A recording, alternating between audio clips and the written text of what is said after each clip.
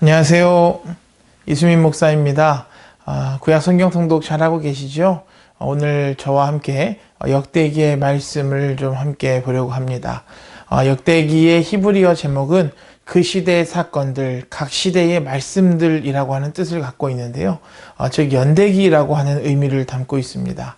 우리말 성경에도 이러한 의도를 반영하여서 대대로 이어내려온 기록이라는 의미에서 역대기라고 하는 제목을 붙이고 있습니다. 역대기의 저자는 우리가 잘 아는 것처럼 전통적으로 에스라라고 전해지고 있고요.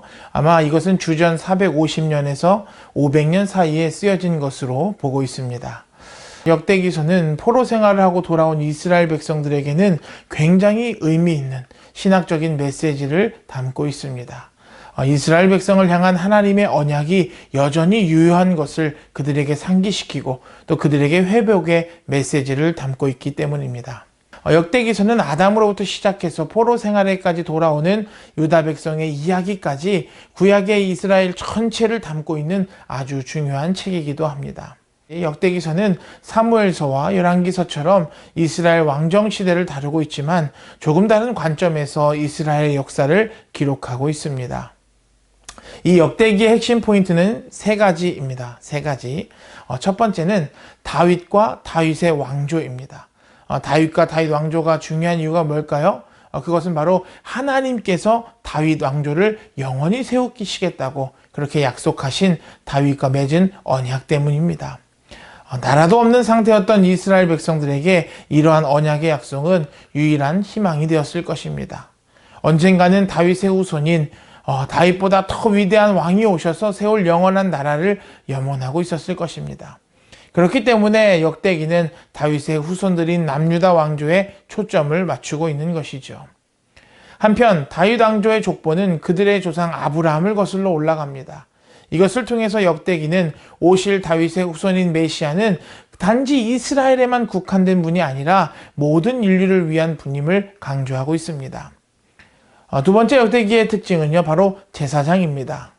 포로시대 이후 유대 공동체는 하나님과의 관계를 다시 회복하는 방향으로 나아가야 하며 그러기 위해서는 성전 중심의 예배 공동체, 즉 영적 공동체를 다시 형성해야 된다라고 생각을 했습니다. 이를 위해서 중요한 역할을 할 자들이 바로 레위 제사장들이기 때문에 역대기서에는 이들의 역할과 족보에 초점을 맞추고 있는 것이죠. 세 번째로는 성전입니다. 포로기 이후 세대는 성전을 세울 재건 세대이기 때문입니다.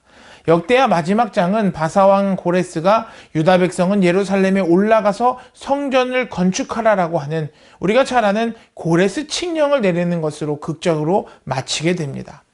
성전 재건은 하나님께서 이스라엘 백성들을 잊지 않고 함께 하신다라고 하는 증거가 되는 것이죠. 또한 우리가 역대기를 크게 세 부분으로 나눌 수가 있는데요.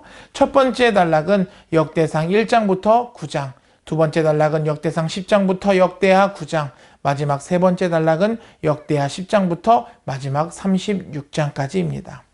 한번 이 단락들을 짧게 살펴보겠는데요. 먼저 첫 번째 단락인 역대상 1장부터 9장은 일반적으로 족보들로 이렇게 불리고 있습니다.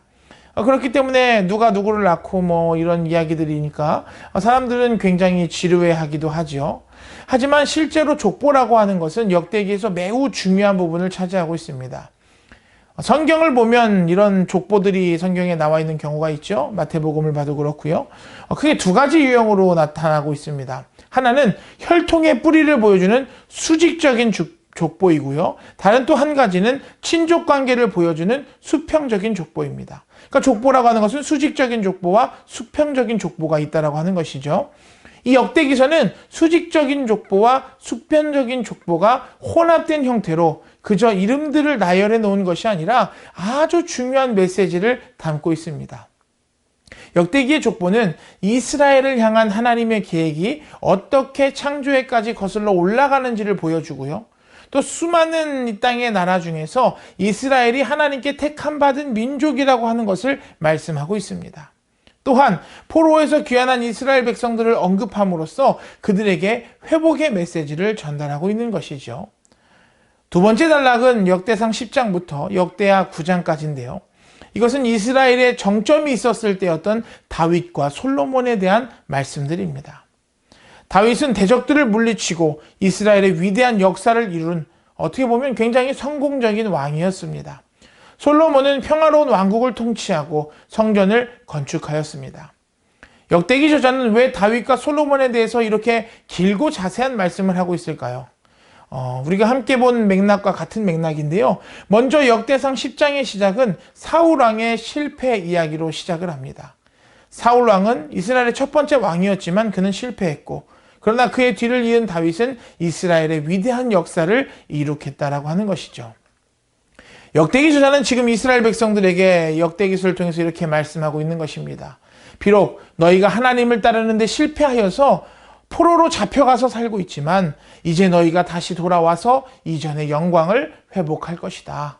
그러므로 여호와를 따르지 않았던 사울의 길이 아니라 여호와를 찾았던 다윗과 솔로몬의 길을 따라갈 때 하나님께서는 이스라엘과 하신 그 약속, 그 언약을 다시 기억하시고 너희들을 회복시킬 것이다. 바로 이러한 메시지를 전하고 있는 것이죠. 마지막으로 세 번째 단락인 역대하 10장부터 36장까지의 말씀은 남유다와 북이스라엘의 분열에서부터 바사, 우리가 알고 있는 페르시아, 그 바사왕 고레스가 칙령을 통하여서 유다의 포로들을 원래 자신들의 땅으로 돌려보낼 것을 선언하는 내용까지 다루고 있습니다. 여기서 역대기 저자는 권성징악, 즉 죄를 지으면 심판을 받아서 불행하게 되고 순종하면 형통하게 되어서 평안함을 얻게 된다라고 하는 메시지를 통해서 분열왕국의 역사를 평가하는 기준으로 삼고 있습니다. 또한 이것은 귀환한 이스라엘 백성들에게 동일한 메시지로 전달되고 있는 것이죠. 역대하 20장 20절 말씀 제가 읽겠습니다. 유다와 예루살렘 주민들아 내 말을 들을지어다. 너희는 너희 하나님과 여호와를 신뢰하라. 그리하면 견고히 서리라. 그의 선지자들을 신뢰하라. 그리하면 형통하리라. 사랑하는 성도 여러분, 역대기 말씀을 통해서 우리의 삶과 신앙도 회복되어지기를 축복합니다. 우리가 역대기의 말씀을 읽으면서 이스라엘 백성들과 같은 그 놀라운 은혜를 경험하기를 원합니다. 그러기 위해서는 어떻게 해야 될까요? 바로 하나님만을 신뢰해야만 합니다. 다른 것도 믿고 이것도 믿고 저것도 믿고 하나님도 믿는 것이 아니라 오직 여호와 하나님만을 섬기고 오직 여호와 하나님만을 신뢰하시기를 바랍니다. 그래서 우리에게 약속하신 그 하나님의 모든 약속과 은혜와 축복들을 다 누리게 되시기를 다시 한번 주님의 이름으로 축복합니다. 감사합니다.